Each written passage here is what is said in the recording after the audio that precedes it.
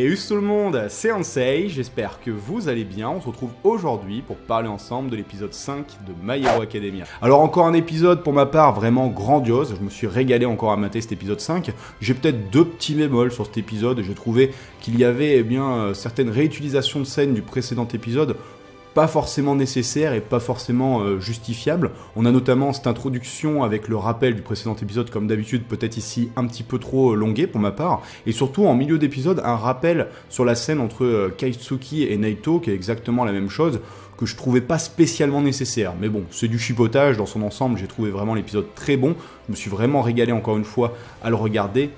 Et surtout, j'ai beaucoup apprécié ce qu'il mettait en scène. Et justement, dans sa mise en scène, la semaine dernière, on disait que l'épisode 4 commençait à mettre en place justement l'importance du travail d'équipe, l'importance aussi de la bonne combinaison des haltères pour réussir, et donc ce côté stratégique omniprésent dans My Hero Academia. Et bien ici, je trouve que l'épisode 5 tape encore plus fort, on va dire qu'il enfonce le clou totalement, puisqu'il nous montre vraiment la stratégie de chaque équipe. On se rend compte qu'au-delà de leur puissance, les meilleures équipes, celles qui se démarquent le mieux durant cette deuxième épreuve, sont surtout les équipes qui ont de très bonnes combinaisons d'haltères et une bonne gestion justement de ces haltères pour se démarquer et arriver à avancer. Et ça, c'était vraiment très plaisant à regarder.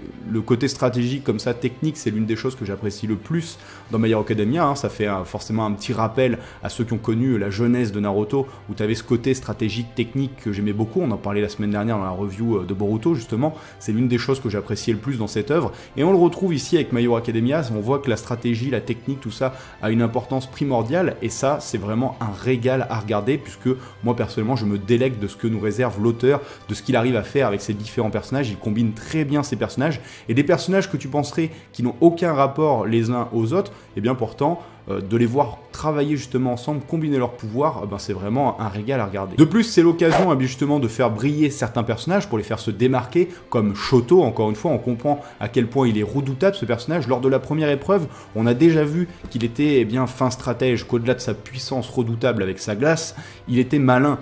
Et ici, ça le montre encore une fois de plus, on voit vraiment que c'est un adversaire redoutable. Bon, vous l'aurez compris, je suis un petit peu un fanboy aussi du personnage. Il est vraiment très charismatique. Et ce que j'apprécie beaucoup, c'est que lors du précédent épisode, je ne sais pas si vous avez remarqué, mais on pouvait voir que Shoto était l'un de ceux qui avait réuni son équipe le plus vite possible. Il a très vite organisé son équipe, et il a très vite, ici dans cet épisode, on voit qu'il a très vite compris le fonctionnement des haltères de ses compagnons, ce qui est très important.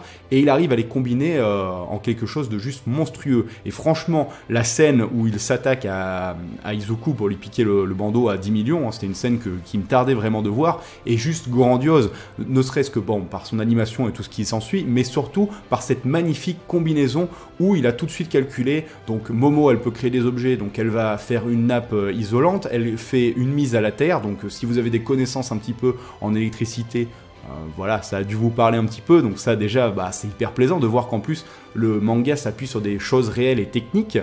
Et donc il s'isole, et ça permet derrière à Denki de créer une surcharge d'1 million et quelques de vol. Bon, les mecs sont quand même bien endurcis derrière, parce que normalement c'est fini, mais bon. Et donc du coup, il bloque tout le monde, et ça lui permet par la suite de geler tout le monde, parce qu'ils n'ont pas le temps de s'échapper, puisqu'il avait calculé lors de la précédente étape que beaucoup avaient réussi à échapper à sa glace. Ici, il emprisonne tout le monde, et comme ça, il a le champ libre pour s'occuper tout seul de Izuku. Franchement, cette combinaison était magnifique. Et ce qui était vraiment cool aussi dans l'épisode, c'est qu'on remarque que c'est pas forcément la seule équipe qui a une superbe combinaison. On peut voir que Izuku a bien travaillé son équipe aussi, que chacun combine très bien son alter les uns avec les autres. Bon, on avait plus vu ça dans le précédent épisode, mais c'est aussi l'occasion de voir qu'il avait bien anticipé, sans même connaître les caractéristiques exactes de Dark Shadow. Il avait compris par lui-même que Dark Shadow était plus fort dans des endroits obscurs et moins fort dans des endroits lumineux. Après, on a l'explication exacte par justement Fumikage qui nous explique du coup exactement comment fonctionne Dark Shadow, et donc on comprend que voilà, il est beaucoup plus puissant la nuit et dans des zones sombres, mais il a plus de mal à le contrôler, et beaucoup moins puissant la journée, il a plus de facilité à le contrôler, mais du coup il est beaucoup plus faible. Comme on le disait tout à l'heure, c'était aussi l'occasion de retrouver Katsuki, ou Bakugo comme vous préférez l'appeler, donc face à Naito. Alors c'est un personnage, ce Naito, que j'avais un petit peu zappé, je vous l'avais dit la semaine dernière, je l'avais un petit peu oublié, ce personnage, et pourtant c'est un personnage qui va, je pense, être important. Du moins, il a un alter qui est vraiment redoutable. Il peut copier les autres alters. Alors, il peut en copier que un par un. Mais alors, la scène où il contre, justement, Katsuki, avec cette espèce un peu de tai chi, comme ça, très souple, tout ça, il accompagne son mouvement, il se fait emporter par son mouvement. J'ai surkiffé cette scène. Et ensuite, il lui renvoie dans la tronche son explosion, parce qu'il lui a pris son alter. Ensuite, il utilise le durcissement. Ce perso, franchement... bon, il serait pas autant arrogant, il peut être redoutable. Je suppose qu'on le reverra certainement, mais du coup j'ai adoré. Et je vous avoue que dans le manga, après coup, du coup quand il a parlé de sa copie et tout, ça m'a fait tilt. Je me suis dit ah oui c'est vrai, je m'en suis rappelé. Mais sur le coup, il m'a pas plus marqué que ça. Et ici dans l'animé, ils ont réussi à faire un truc marquant. Et je me dis ouah, ça peut faire un personnage qui peut tellement envoyer du steak. T'imagines le personnage un peu comme ça, tout calme, tout posé et tout, puis avec son tai chi, il compte comme ça, il te renvoie ton alter dans la gueule, le mec, potentiellement, il peut être invincible, quoi. Donc vraiment, le problème, c'est que il est beaucoup trop arrogant, hein. Bon, c'est assez plaisant de le voir remettre Katsuki à sa place un petit peu, puisque voilà, Katsuki s'était vraiment vanté, qu'il serait le premier, tout ça, mais il est vraiment beaucoup trop arrogant, ce qui fait qu'il est un petit peu irritant comme personnage. Mais c'est cool de voir qu'il y a des personnages d'autres classes, un peu comme ça pour le moment, qui sont vraiment en retrait, assez secondaires, prendre un petit peu d'importance comme ça, et tu te dis, waouh, qu'est-ce qu'il va en faire l'auteur plus tard de ces personnages-là? Ils peuvent vraiment envoyer le steak et faire vraiment quelque chose de génial avec ça. Et donc après, pour en revenir à Katsuki, on a son explosion de colère, et donc il rush, il a plus de points, hein, et il fonce donc pour récupérer ses bandeaux. Et ce que j'ai trouvé génial, c'est que y avait une super belle mise en avant. T'as en plus le côté stratégique qui revient, donc il connaît pas le nom de ses alliés, mais il lui dit vas-y toi, envoie ton ruban de scotch, toi là avec les yeux noirs, balance ton... alors je sais plus ce que c'est une sorte d'acide ou un truc comme ça, ce qui leur permet de glisser en fait. Et lui il fonce dans le tas comme ça. Et du coup, tu vois qu'il est pas con non plus, hein. Il arrive à utiliser quand même les alters de ses alliés. Donc je trouvais ça plutôt cool. Et ce que j'ai adoré, c'est que même après avoir pris un Bordeaux, eh bien il lâche pas l'affaire. Il va jusqu'au bout, il persévère. Lui, ce qu'il veut, c'est être le numéro 1 à tout prix. Et du coup, la scène que j'attendais le plus en fait dans l'épisode, c'était forcément la scène avec Tenya qui fait sa surcharge et qui permet de piquer le bandeau à 10 millions. Mais au final, la scène que j'ai le plus kiffé dans l'épisode, en fait, c'est cette scène où Katsuki, eh bien justement, lâche rien. Derrière, t'as le discours de All Might. All Might est tellement trop stylé quand même ce perso. T'as le discours de All Might qui fait, voilà, on reconnaît vraiment, lui, on n'a pas besoin de l'expliquer, on reconnaît les gens qui veulent se dépasser et qui veulent toujours aller au-delà des limites et qui visent toujours le sommet. Donc ça rappelle un petit peu le discours qu'il avait fait justement à Izuku, qui lui n'a pas spécialement cet objectif. Ce qu'il veut, lui, c'est juste être un héros et protéger les gens. Et Katsuki, lui, ce qu'il veut, c'est être le numéro 1, coûte que coûte. Et du coup, la scène, franchement, elle est totalement ouf. Il y a ce méga rush où il explose donc le mur transparent et qui pique le bandeau, que ce soit la musique, la mise en scène, je me suis juste régalé.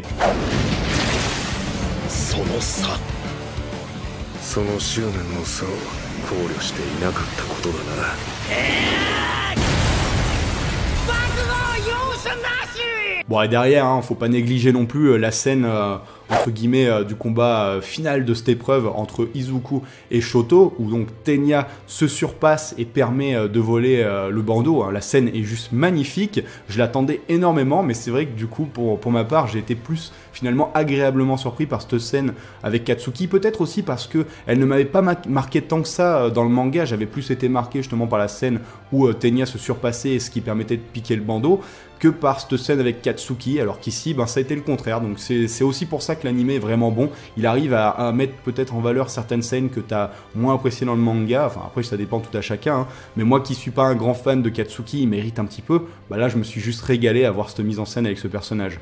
Et donc derrière, l'affrontement, donc Izuku qui perd son Bordeaux à même pas une minute de la fin, c'est la catastrophe, et qui tente un rush, donc tu le vois utiliser le one for all, tu sais que s'il touche Shoto, ça risque d'être désastreux, et il utilise juste en fait le vent, en fait, la rafale de son attaque pour ouvrir une brèche dans sa garde. Et franchement, la scène, elle est ouf, parce que tu te dis, t'imagines la puissance qu'il a, Izuku, sans le toucher, il arrive à lui faire gerter son bras. Et ce qui est ouf, c'est qu'on voit que Shoto s'est senti en danger, puisqu'il a activé ses flammes. Donc je crois que c'est la toute première fois dans l'anime qu'on voit ces flammes, donc on sait qu'il veut pas les utiliser. On comprend, hein, qu'il y a quelque chose avec son père, hein. Il a vraiment de l'adversion pour son père. Bon, je vais pas vous spoiler ici, mais c'est très intéressant, sa relation avec son paternel. Et d'ailleurs, j'aime beaucoup voir Endeavor mis en scène comme ça durant l'anime. Je trouve qu'il y a vraiment ce petit quelque chose qui ressortait du manga. Je le retrouve ici aussi. Il a ce quelque chose. Voilà, c'est un mec en feu, tu vois, mais il a ce quelque chose de très froid en fait, très austère, tu vois. C'est contradictoire en fait. Il fait pas du tout chaleureux en fait, tu vois. Et c'est ce que j'aime beaucoup, cette contradiction avec ce personnage. Mais bon, on en reparlera en temps voulu. Et donc du coup, lui d'ailleurs, on voit qu'il est activé par juste autodéfense son feu. Donc il en est même pas conscient. Il se demande même qu'est-ce qu'il a foutu et pourquoi son bras, voilà, il est parti comme ça.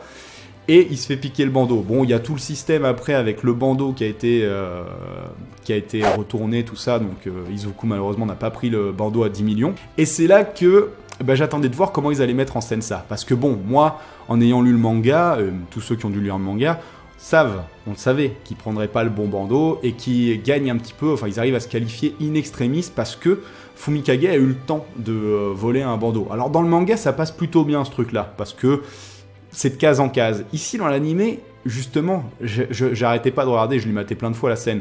À quel moment il va réussir à lui piquer le bandeau? Normalement, dans la logique, en fait, Fumikage pique le bandeau au même moment où Izuku fait partir le bras de Shoto de la rafale. C'est la seule opportunité où il peut lui piquer le bandeau.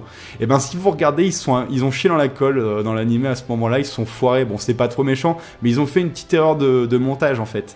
Parce que, si vous regardez bien, eh bien Shoto a son bandeau, même après cette scène, il l'a en fait jusqu'à la scène finale où tu vois Katsuki tomber. Et vous pouvez vous dire qu'en fait Fumikage a eu le temps de piquer le bandeau au moment où il envoie dans un attaque désespéré son Dark Shadow juste à la fin et qui est bloqué par Denki, et en même temps t'as Katsuki qui arrive au milieu.